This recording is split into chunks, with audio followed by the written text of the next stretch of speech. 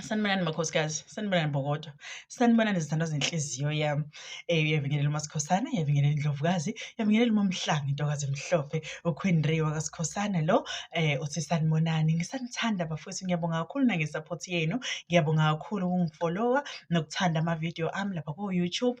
Ngiyabonga kakhulu zithandwa zami. Ngisakule nto-ke ethi akalale umfazi enganalo imiliyoni. Ulala kanjani nkosikazi unganalo imiliyoni? Ulala kanjani, behla kanjani ubuthongo unganalo imiliyoni? Awuvuke nkosikazi uyithathe usondelane noMasikhosana wazane naye, ubone ukuthi yini esingayihlanganisa siyamakhosikazi, sihlale phansi sibonisane. Ayikhethi-ke lento ukuthi ufundile noma awufundile, uke wawuthinta noma awukwazi ukuthinta umshini. Samukela wonke umuntu, iy'mfundiso zethu zi-accommodate-a everyone willing to learn indaba yephinifa. Yebo-ke makhosikazi, ngitholakala lapha eThekwini, enumber 27 ku-Brown Fisher Road, opposite Kia Motors, Storage Solutions, second floor, office number 236. Ila ngitholakala khona. Inombolo yami yocingo ethi 061 4070897. Inamba yami entsha-ke leyo zithandwa zami.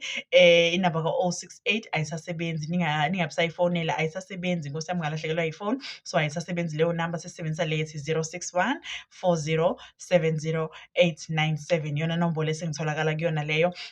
Woza-ke muntu wesifazane, ukufunda ku-5 days only, 5 days only. Ngifunda ngo-600 wakho uzojoyina. Sesinabantu abaningi-ke sesibasizile eDurban, Johannesburg and Pretoria, sebebonke bawu-207 wabantu besifazane esesikwazile ukuthi sibasize. And njengamanje ezingikhuluma nawe sebeyazisebenzela, abanye babo sebenama-office abo. Lana-ke kulento yethu asikhethi, uyakwazi awukwazi ukuthunga, we accommodate everyone.